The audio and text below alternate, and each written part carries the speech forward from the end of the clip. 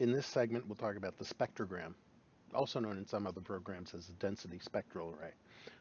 But we'll start with the discussion of the frequency analysis, which is integral to understanding the spectrogram and other trends.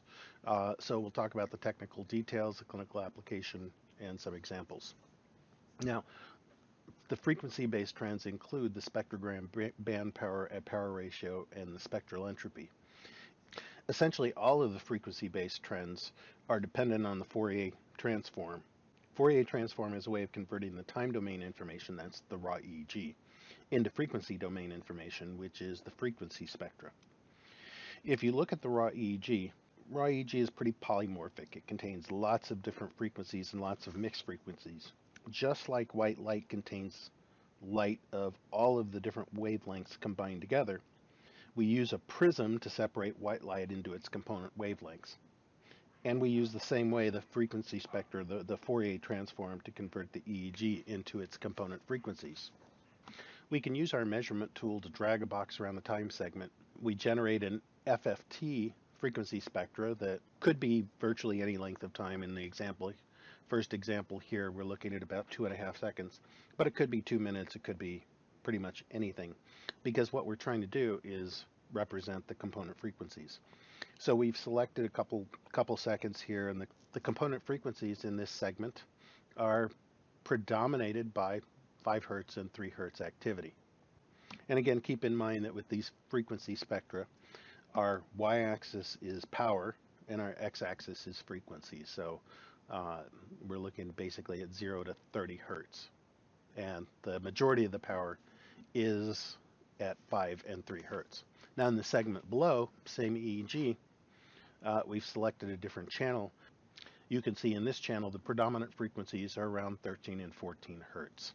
And of course this corresponds to sleep spindles, which we can pretty clearly see. Now when we do a frequency analysis for trending, we're simply doing serial FFTs and putting that data on a graph. Again, each epoch can be 2 seconds, or it can be longer, it can be 2 minutes, or any amount of time.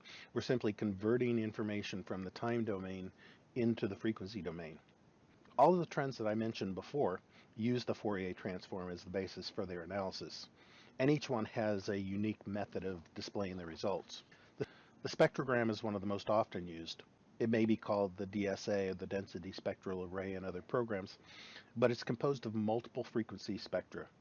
The spectrogram takes that frequency spectra and color codes each frequency segment based on the power of that frequency. It isn't really necessary to do this for a two-dimensional waveform, but if you want to use the frequency spectra to look at three-dimensional information, it's actually very useful. Now here's that frequency spectra that we looked at.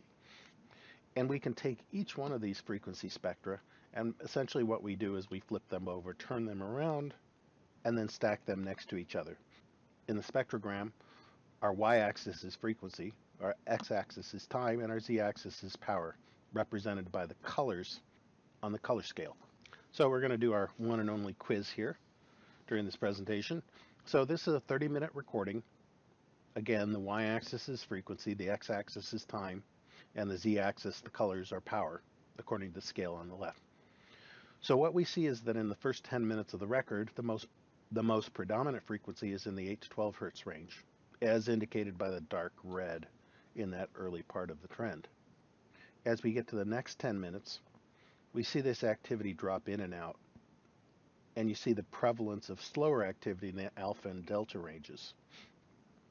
And then in the last 5 minutes, you see the return of the 8 to 12 hertz activity. Now in describing this, I'm trying not to make it completely obvious, but this is a normal sleep recording during a routine EEG. So you have the initial wake portion with the majority of the activity in the alpha range. You have the alpha dropout as they drop off to sleep, and probably vertex waves, sleep spindles in there, and stage 2 sleep, and then the arousal, and they are awake for the remainder of the study.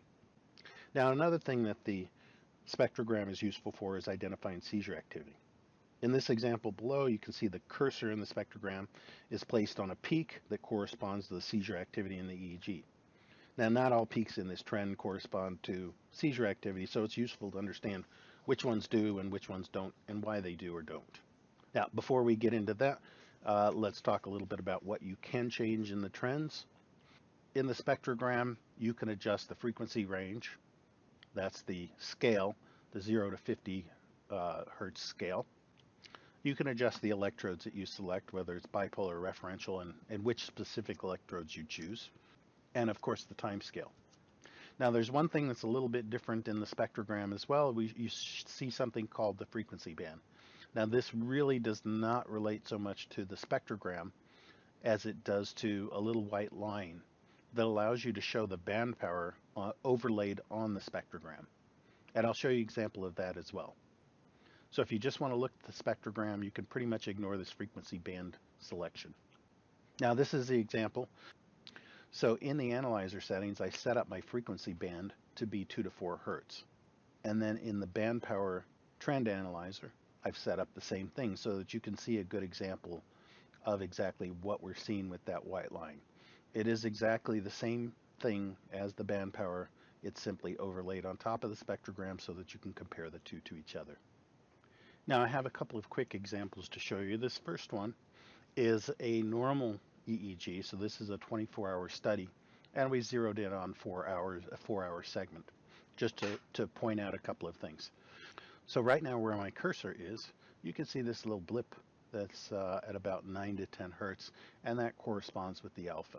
Now, as the alpha drops out, you can see that's gone, a little bit of movement there, but you can see if I click here, you can see this little blip that's at 14 hertz, and that of course corresponds to the sleep spindles.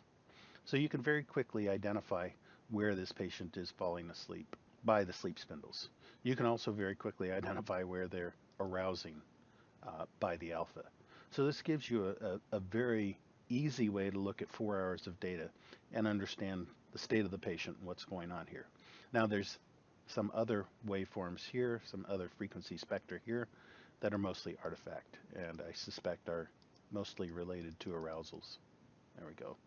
As you'll see in the next example, you can identify the difference between the arousals and seizure activity. So now this is a patient with generalized epilepsy. So this is a 30-minute recording. I've just zeroed in on a short segment of it so we can identify what's going on here. So you'll see several peaks in the trend, and you'll notice that they do look different. So of course we have this out here that's clearly artifactual, except for one peak within there where you see this striped waveform. And that's similar to the striping that you see here in this peak, and in this peak, and in this peak. Actually, there's a few other peaks as well. You notice it's not the same appearance that we see in some other peaks. For instance, this peak doesn't have that nice stripe, and that's artifact. So when we see that striping, at least for this patient, we can make a reasonably good judgment that there's seizure activity. You'll notice this striping in this activity is very much different than the appearance of these others. Now this may be an imperfect tool, but again, the intent of this is to draw your attention to specific segments, and it does that quite well. So again, to reiterate, trending, no single trend stands alone. You want to use multiple types, play one trend off the other, optimize your EEG by customizing it to your patient, because no one set of trends is perfect for everyone.